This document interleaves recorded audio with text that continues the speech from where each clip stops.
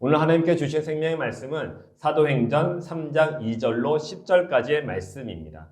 신약성경 사도행전 3장 2절로 10절까지의 말씀입니다.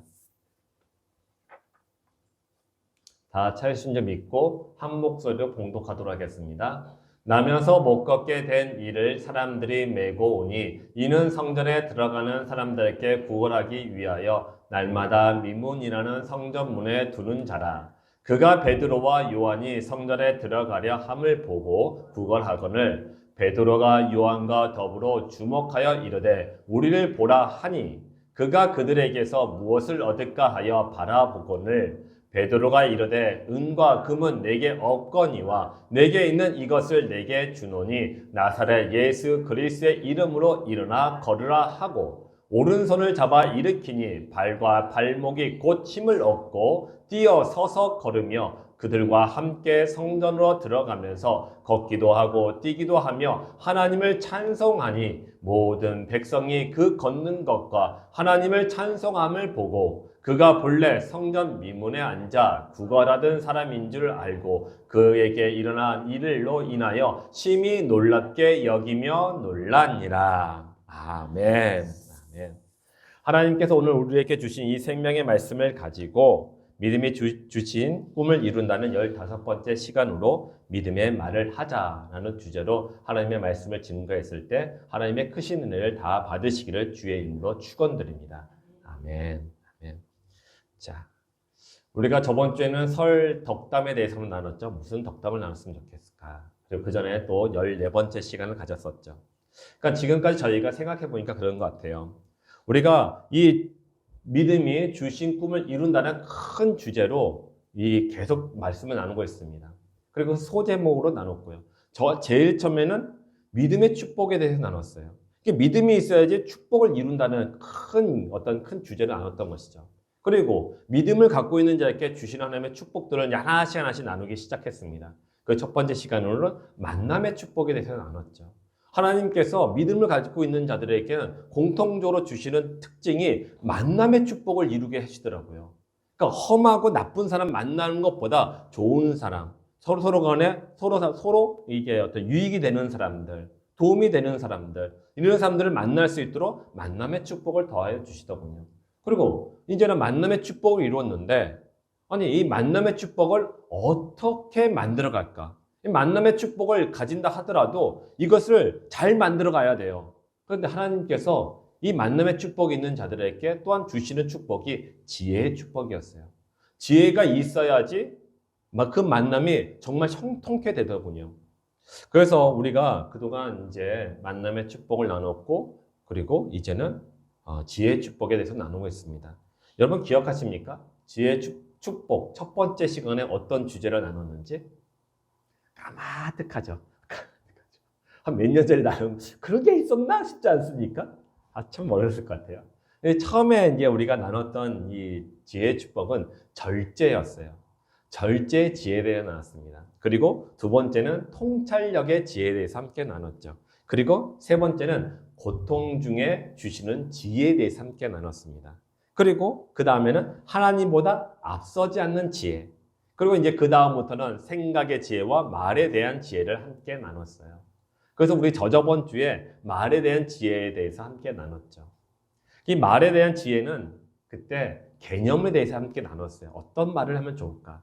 이 개념, 우리의 생각이 어떤 생각으로 함께 나누고 어떤 마음을 하면 좋을까? 그걸 나눴고, 오늘은 좀 더 실제적인 부분에 대해서 이런 말을 합시다라고 짧게 함께 나눠보도록 하는 것입니다. 그래서 여러분, 이 말에 대한 것은 우리의 믿음의 고백이고 우리의 생각의 또한 증거인 것이에요. 그래서 말을 할 때 우리 내면에 있는 것이 다 드러나게 돼 있습니다.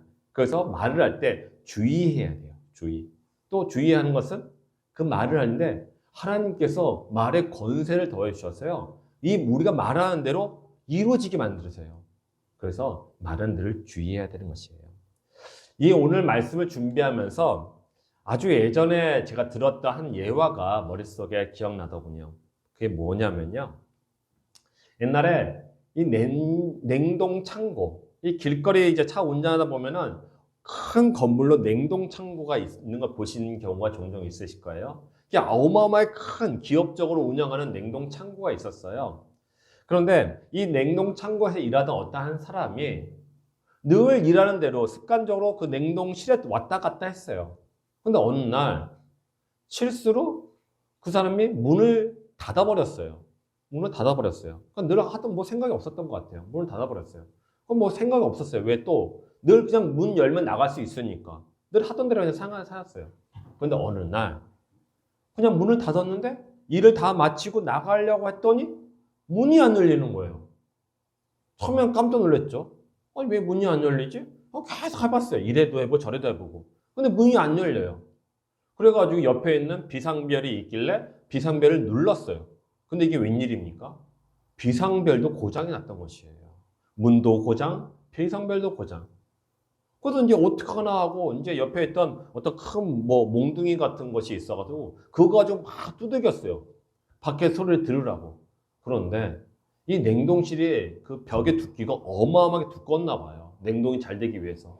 밖에서 사람들이 그 소리를 못 들었대요. 그리고 1시간, 2시간, 몇 시간이 쫙 흘러갔어요. 그런데 그 사람이 오랜 시간 동안에 아무도 자기를 구출해주지 않자 그는 땅바닥에 턱 주저앉았어요. 그리고 그 마음속에 공포가 밀려오는 거예요. 처음에는 뭐 어떡하지? 좀 있으면 되겠지 하는데 이러다가 죽으면 어떡하지? 죽으면 어떡하지? 죽음의 공포가 싹 밀려오게 된 것이었어요. 그런데 안타깝게도 그 사람은 그곳에 있는지 열 몇 시간 만에 죽었다고 합니다. 그러니까 사람이 안 나오니까 찾아다니다가 이제 냉동실에 들어온 거예요. 그리고 문을 열어봤더니 이제 그 사람이 죽어 있었던 것이죠. 그런데 그 사람이 죽기 전에 벽에다가 이런 말을 남겼다고 합니다. 지금 내 몸이 얼고 있다. 나는 오래 살지 못할 것이다. 나는 곧 죽을 것이다.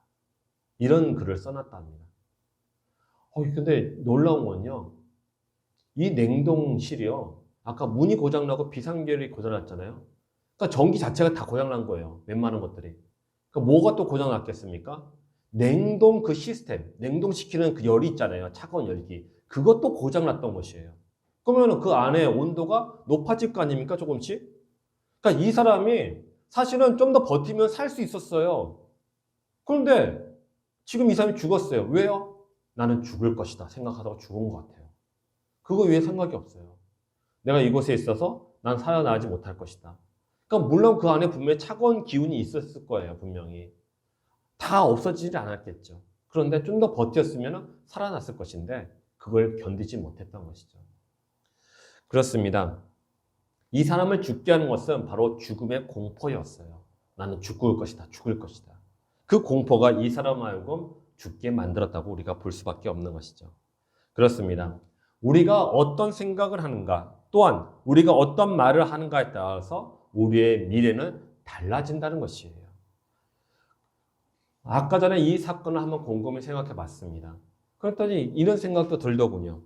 그렇다. 죽고 사는 문제가 내가 무엇을 지금 믿고 있느냐, 내가 지금 무엇을 바라보고 있느냐, 생각하느냐, 그 믿음에 따라서 달라진다는 것을 깨닫게 되었습니다.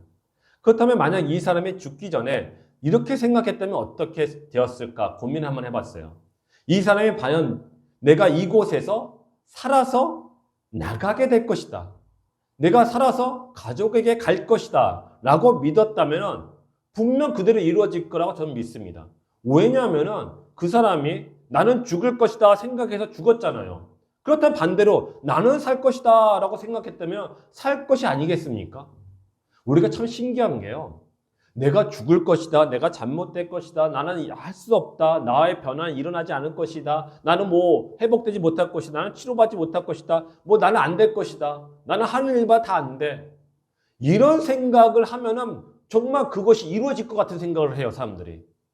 그런데 반대로 나는 할 수 있다, 이루어질 것이다, 성공할 것이다, 뭐 치료받을 것이다, 아니면 돈을 많이 벌 것이다, 내 사업은 잘 될 것이다, 내 직장은 일들 잘 될 것이다. 뭔가 긍정적인 생각을 하면은 사람들이 흔히 에이 그건 그냥 꿈이야 이렇게 터부시하더군요.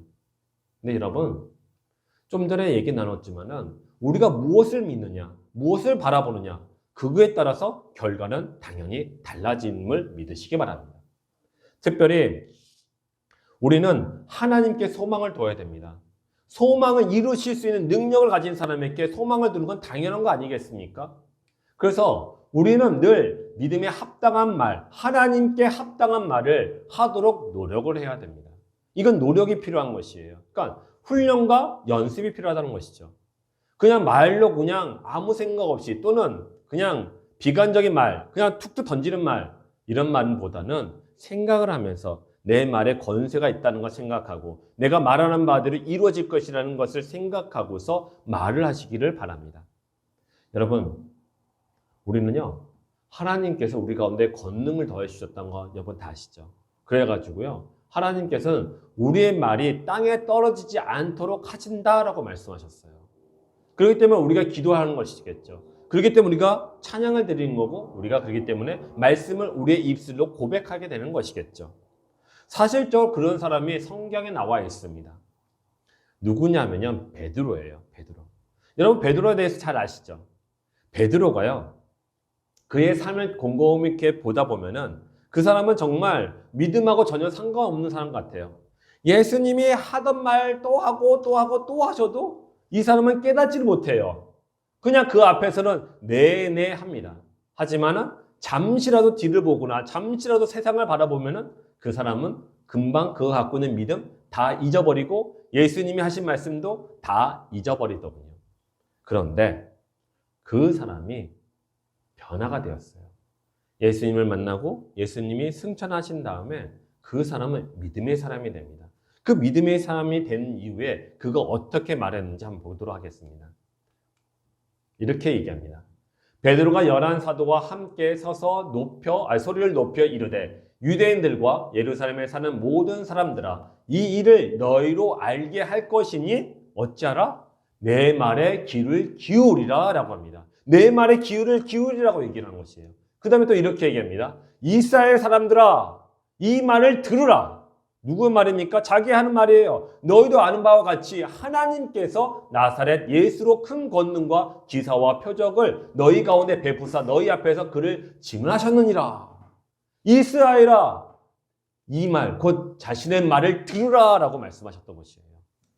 그리고 또 이렇게 얘기합니다. 형제들아, 내가 조상 다윗에게 대하여 담대히 말할 수 있노니 다윗이 죽어 장사되어 그 묘가 오늘까지 우리 중에 있도다. 담대히 얘기합니다.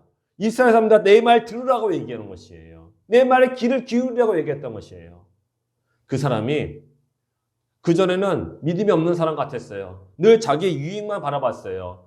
자기가 어떻게 하면 높여질 수 있을까? 자기가 어떻게 부귀 영화를 누릴까? 이것만 집중했던 사람인데 부활하신 예수 그리스도를 만나고 예수님께서 승천하신 거 보고 난 뒤에 그의 믿음의 힘이 확 바뀌었던 것이에요. 생각이 바뀌었고 입술이 바뀌었던 것이에요. 이렇게 했던 것이에요.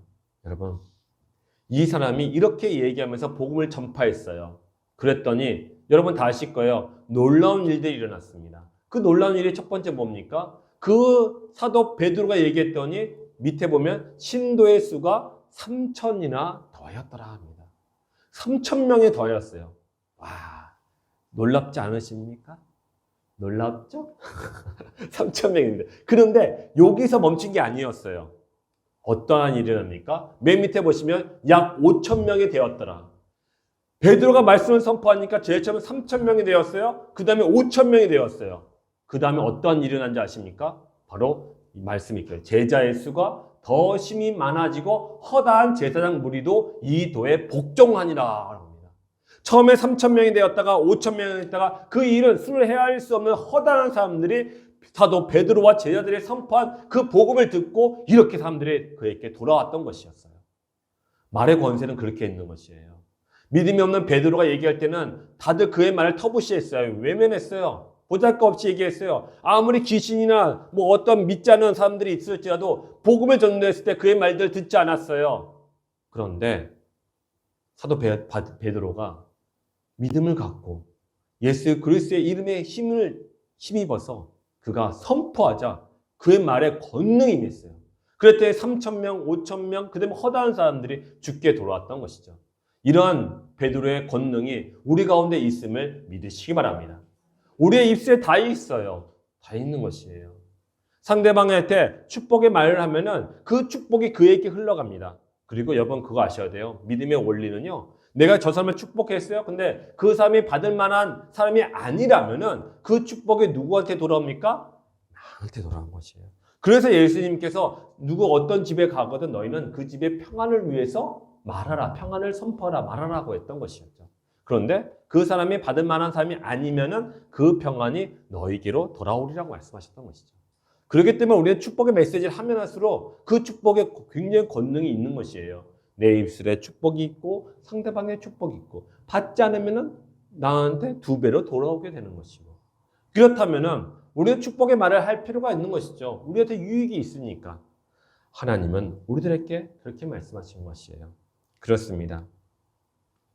베드로가 이렇게 놀라운 일들을 할 수 있었던 것은 자신을 믿고 의지했던 것이 아니라 하나님을 믿고 의지해서 그 말을 선포했기 때문에 그런 것이에요.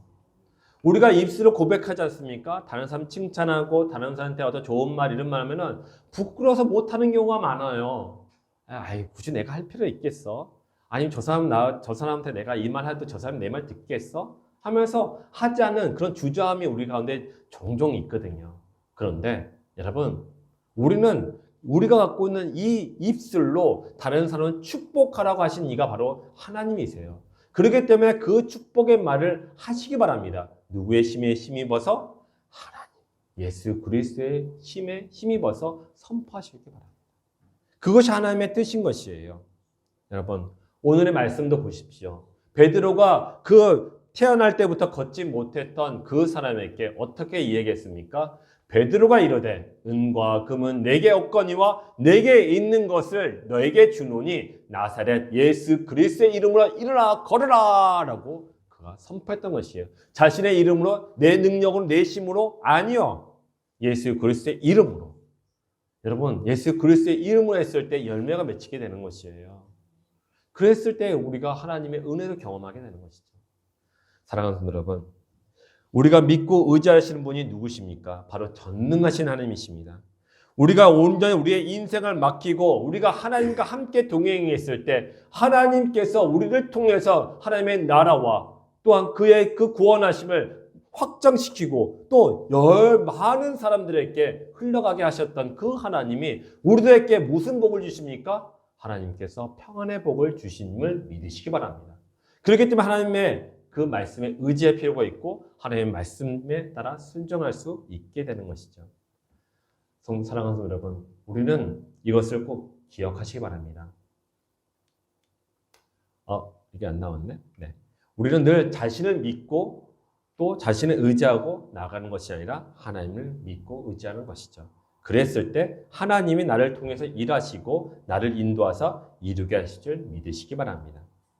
자, 이렇게 믿음으로 우리가 살아갈 때 그러면 우리가 믿음에 합당한 말, 그 말들은 어떠한 말을 하면 좋을지 우리가 짧게 3가지만 함께 나눠보도록 하겠습니다. 첫 번째는 우리는 믿음의 말을 해야 합니다. 이거 의지적으로 하시는 겁니다. 의지적으로요. 우리가 의지적으로 해야겠다는 그런 결심과 결단을 하지 않으면요. 믿음의 말 하기 참 힘듭니다. 그렇기 때문에 의지적으로 그래. 내가 어떠한 일에서도 험한 말, 악한 말, 또 사람들을 이렇게 힘들게 하는 말, 이런 말보다는 내가 저 사람을 살릴 수 있는 믿음의 말을 하자. 그러면 이 믿음의 말을 하면은요, 내가 먼저 믿음을 서요. 내가 굳건해져요. 그리고 상대방도 굳건해져요. 그러면 그 모임 중에 있는 사람들이 다 같이 굳건해지는 것이에요. 그렇다면 그 아래에 있는 그 시간이 얼마나 행복하겠습니까? 여러분도 한번 경험해 보신 적이 있을 거라 생각 들어요. 이 믿지 않는 사람들과 함께 있을 때 좀 어떠시던가요? 평안하시던가요? 좀 불편하시던가요? 저는 저희가 이제 고등학교 때 친구들을 요즘도 계속 만나고 있거든요. 한 1년에 한 번 정도, 연말 때 한 번씩 만나는데 그 친구들은 믿지 않는 친구들이 좀 있어가지고 만나면은 이걸 해야 돼요. 술을 한 잔씩 해야 돼요. 술을 안 하면은 그 친구들은 말을 못 해요. 그리고 그냥 제가 이런 말을 해본 적이 있어요. 야, 우리 술, 담배, 술 마시지 말고 우리 카페나 이런 데 가서 얘기나 하자 하면은 저를 아주 이상한 눈으로 바라봅니다. 야, 어떻게 너랑 나랑 우리가 무슨 술 다 마시는데 카페에서 무슨 할 얘기가 있어? 이래요. 그냥 안 가요. 그러던 친구들이 술집에 가면은 그냥 말을 잘합니다. 3시간, 4시간 그냥 정신없이 그냥 얘기를 해요. 그렇게 말을 잘하는데. 그러면 제가 그 가운데 있으면은 상당히 불편한 적이 있더군요. 그냥 그런 것 같아요. 믿음의 사람들은 믿음의 사람끼리 있어야지 마음이 편해지고 말을 하더라도 아주 재미있게 더 제게 얘기를 합니다. 근데 믿지 않은 사람들, 불편한 사람들 가운데 있으면 또 어려움이 있는 것이죠. 그렇기 때문에 우리가 지금 해야 할 것은 믿음의 말들을 해야 하는 것이죠. 베드로전서 4장 11절에 이런 말씀이 있습니다. 만일 누가 말하려면 하나님의 말씀을 하는 것 같이 하고. 아멘. 그렇습니다. 우리가 말을 할 때 하나님의 말씀을 하는 것 같이 하라라고 우리에게 명령을 하셨어요. 그 명령대로 우리는 믿음의 말을 해야 하는 것이죠. 여러분, 홍해 사건을 한번 생각해 봤으면 좋겠어요. 너무나 잘 아는 사건 아닙니까? 홍해 사건에서 우리가 오늘 함께 나누고 싶은 것은요, 홍해가 이제 앞에 있을 때의 어떤 상황이에요. 이스라엘 백성들 약 200만 명이 이제는 출애굽하기 위해서 마지막 관문처럼 보이는 홍해 앞에 딱 있었습니다. 홍해 앞에 딱 있는데 사람들은 그때부터 두려움에 빠졌어요. 왜? 홍해라는 큰 바다가 앞에 있죠. 이건 사람의 힘으로 넘어갈 수가 없어요. 그렇다고 배가 준비되어 있습니까? 배도 없어요. 아무것도 없어요. 그런데 뒤에서는 우리를 죽이려고 애굽의 군대가 막 몰려오고 있는 것이었어요. 그때 그 사람들이 모세한테 원망을 합니다. 근데 모세한테 그랬던 것이죠. 네가 우리를 지금 애굽 땅에서 우리를 구원하고 이끌어 와가지고 우리가 이곳에서 죽게 되었다. 우리를 다시 애굽 땅으로 돌려보내달라고 원망 소리를 합니다. 그런데 이 원망 소리는 모세에게만 하는 말이 아니죠. 실질적으로 그 이스라엘 백성들을 애굽 땅에서 인도했던 것은 누구였습니까? 하나님이었어요. 하나님을 또 원망했던 것이죠. 여러분, 이게 생각 잘 하셔야 됩니다. 사람한테 원망하는 것이 그냥 원망하는 것이 아니에요. 원망의 근원은 누굽니까? 하나님이 있던 것이었어요. 하나님을 원망했던 것이죠. 그래서 예수님도 그러지 않습니까? 세상 사람들이 너를 핍박하고 너를 박해하는 것은 너희를 미워해서 한 것이 아니라 누굴 미워해서? 예수 그리스도를 미워하기 때문에 너희를 박해한다고 했던 것이었어요. 마찬가지였어요. 그런데 모세가 이들의 원망 소리를 듣자 모세는 이렇게 얘기를 합니다. 모세가 백성에게 이르되 너희는 두려워하지 말고 가만히 서서 여호와께서 오늘 너희를 위하여 행하시는 구원을 보라. 너희가 오늘 본 애굽 사람을 영원히 다시 보지 아니하리라. 여호와께서 너희를 위하여 싸우시리니 너희는 가만히 있을지니라. 아멘. 그렇습니다. 모세는요, 지금 그 상황 앞에서 하나님을 바라봤던 것이에요. 여러분 생각해 보시죠. 지금 이스라엘 백성들이 홍해 앞에 섰을 때 이건 당연히 두려워할 수밖에 없는 상황 아니겠습니까? 앞에 홍해가 있어요. 사람의 힘으로 넘어갈 수 없어요. 뒤에는 우리를 죽이려고 애굽의 군대가 몰려오고 있어요. 그래서 그 사람들은 두려움에 빠졌고, 두려움에 빠지자 그들은 그 앞에 보여있는 상황을만 봤던 것이에요. 상황만. 지금 상황이 이렇구나. 그래서 그 상황을 붙잡고 모세와 하나님께 원망을 했던 것이에요. 그런데 모세는 어땠습니까? 그 상황 이 너머에 계신 하나님을 바라봤던 것이에요. 그리고 하나님께 합당한 말을 했던 것이죠. 믿음의 고백을 했던 것이죠. 하나님 여호와께서 우리를 구원하시리라. 다시는 너희를 애굽 사람들을 만나지 않게 하리라. 그리고 하나님께서 너희들과 싸우셔서 이기시게 하시리라고 말했던 것이에요. 너희는 가만히 있으라고 했던 것이죠. 사랑하는 성도 여러분, 우리 상황이 어떤 상황이십니까? 여러분들의 상황이 지금 어떤 중에 계십니까? 그러면 그 상황을 붙잡고 하나님께 기도하는 것도 중요하겠죠. 그런데 그렇게 기도하는 것보다 더 많은 기도는 그 상황 이 너머에 계신 하나님을 붙잡고 기도하십시오. 왜요? 이 상황 모든 걸 변화시킬 수 있는 분은 누구십니까? 하나님이신 거예요. 여러분 다 알다시피 홍해가 갈라졌어요. 그리고 이스라엘 백성들 약 200몇 명이나 되는 사람들이 지나갔고 그 뒤에 그들을 잡아 죽이려고 쫓아왔던 애굽의 군대들은 그 홍해 안에 들어오자마자 그 홍해가 다시 하나가 되면서 그 안에서 죽게 되었죠. 사라지게 되었죠. 하나님의 말씀이 이루어졌던 것이에요.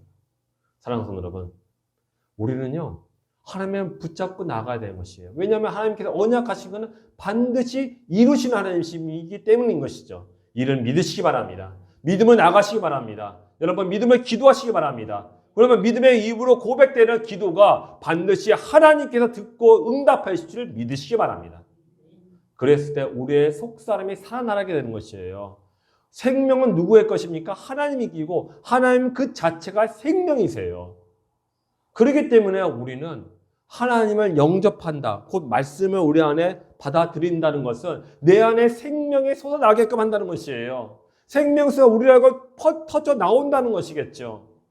그랬을 때 내가 살아나고 내 가족들이 살아나게 될 줄 믿으시기 바랍니다. 사랑하는 여러분, 우리가 믿음에 합당한 말을 한다는 거 아까도 말씀드렸지만 이것은 우리의 노력이 필요한 것이에요. 다시 말해서 연습과 훈련이 필요하다는 것이죠. 그렇다면 우리가 이렇게 노력하고 훈련하고 연습하기 위해서 어디서 누구한테 하면 가장 좋을까요? 누구한테 하면 이 연습과 훈련하기에 딱 좋은 사람이 누가 있을까요? 아마도 우리의 가족일 거라 생각됩니다. 가족일 거라 생각들어요.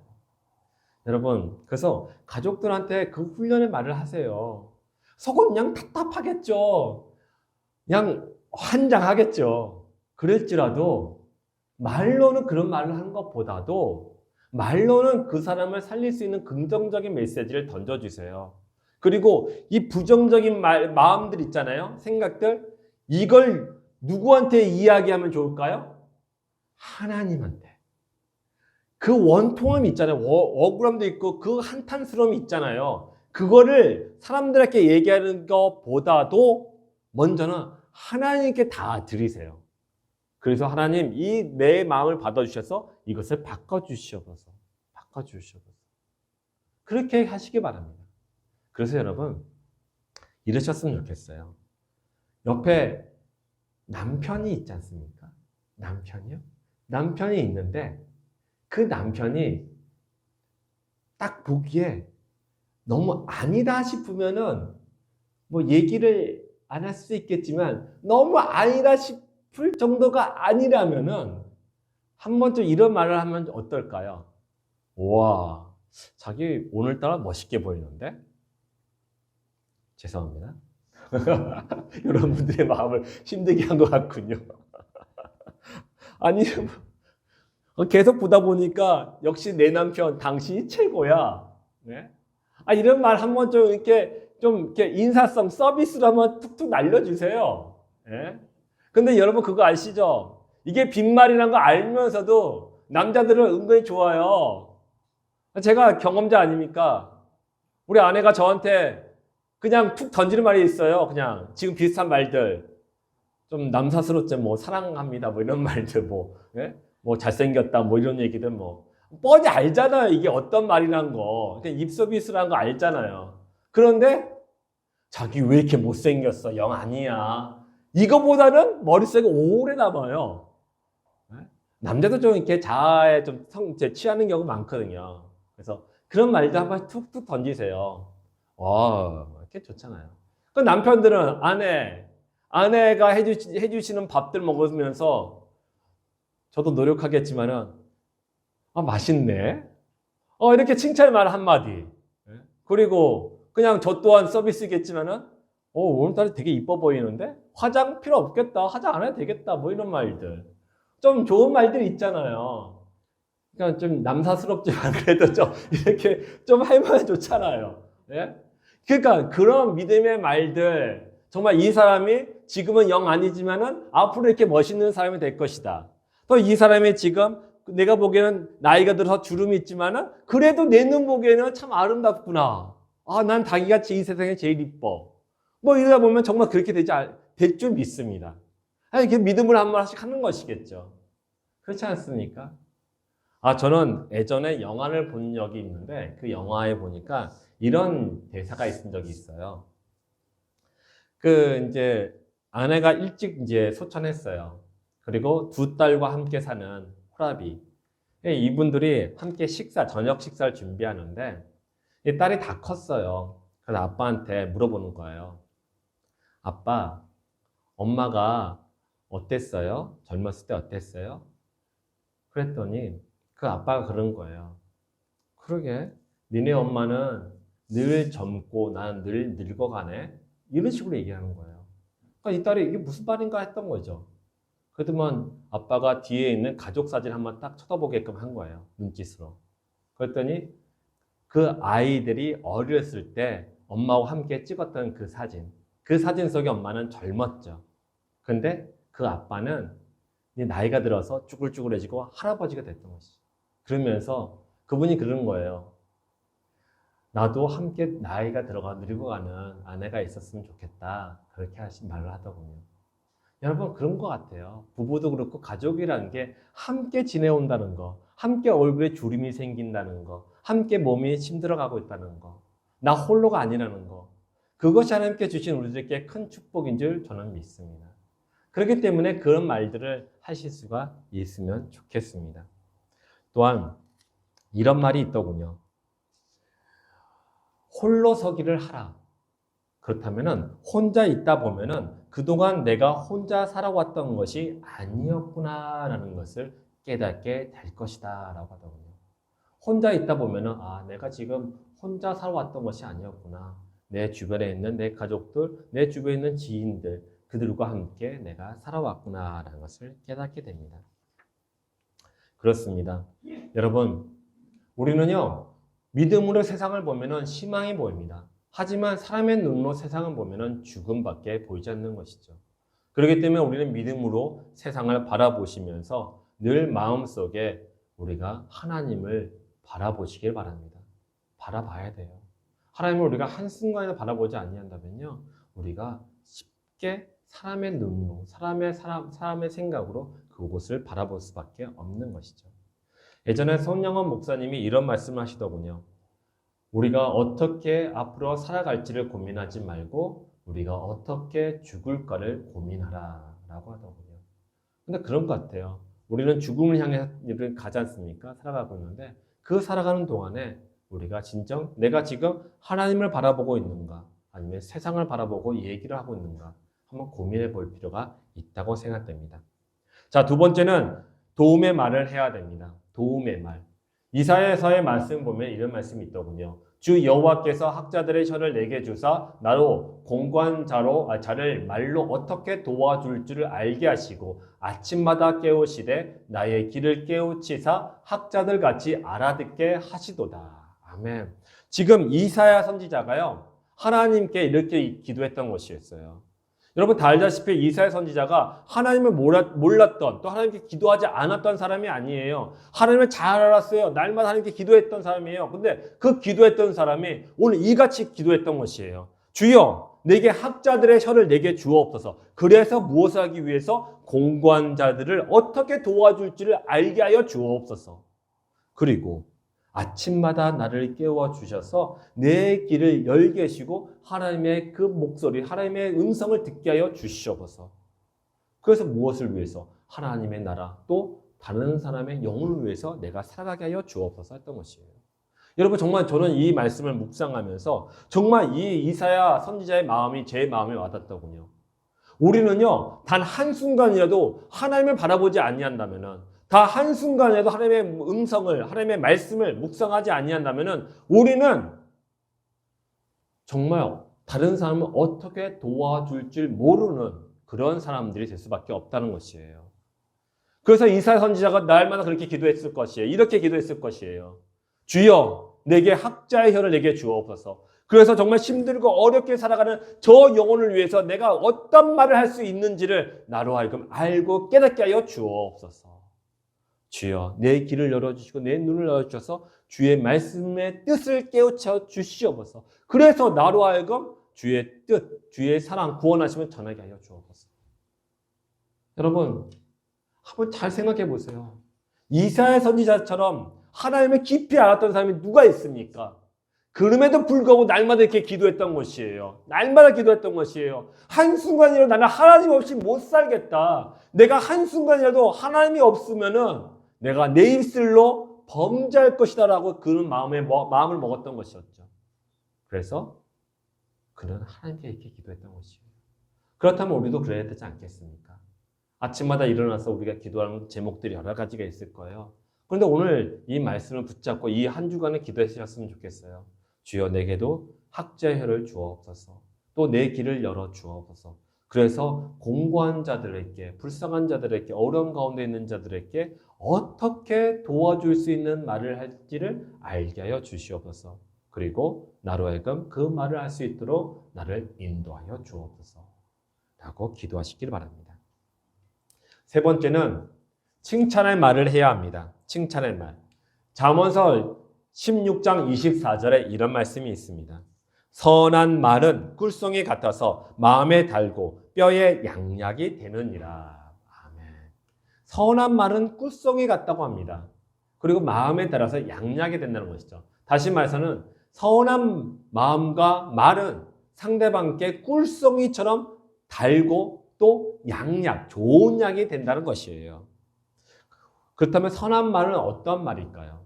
저는 칭찬의 말이라고 생각됩니다. 칭찬의 말. 작은 것에도 좀 뻥튀기 해서 칭찬할 수 있는 말. 너무 잘했다. 그래, 괜찮아요. 잘하셨어요. 잘하셨어요. 이런 칭찬의 말. 괜찮아. 지금은 못하지만 앞으로 더 잘할 수 있을 거야. 너는 지금 잘하고 있어. 너는 정말 잘하는 애야. 이렇게 좀 이렇게 칭찬의 말들. 그런 말들을 해야 한다는 것이죠. 우리는 상대방의 결점과 단점을 지적하는 말들보다 칭찬하는 말을 더 많이 자주 해야 됩니다. 왜냐하면 이것이 영혼의 사랑의 열매이기 때문에 그러는 것이죠. 우리 입술에 영혼의 사랑의 열매들이 주렁주렁 맺히기를 주의 이름으로 축원드립니다. 이제 말씀을 맺고자 합니다. 하나님은 우리가 하나님처럼 생명을 살리는 말을 하기를 원하고 계십니다. 이를 위해서 우리는 날마다 주님의 말씀을 먹어야 됩니다. 주님의 말씀을 먹지 않으면요, 우리 안에서 나오는 말들은 세상적인 말이 될 수밖에 없어요. 주님의 말씀이 생명이기 때문에 우리가 말하는 것들이 생명의 말이 나오는데, 우리가 주님의 말씀을 먹지 않는다면 우리의 마음속에 나오는 것들은 세상적인 것들밖에 되지 않아요. 죽음에 이르는 말밖에 되지 않아요. 우리 마음에 하나님의 그 사랑의 마음이 있어야지 말 한마디 한마디 하더라도 사랑의 말을 할 수 있는 거 아니겠습니까? 우리는 그렇게 해야 돼요. 제가 어저께 이제 밤늦게 이제 다 준비하고서 집에 들어갔어요.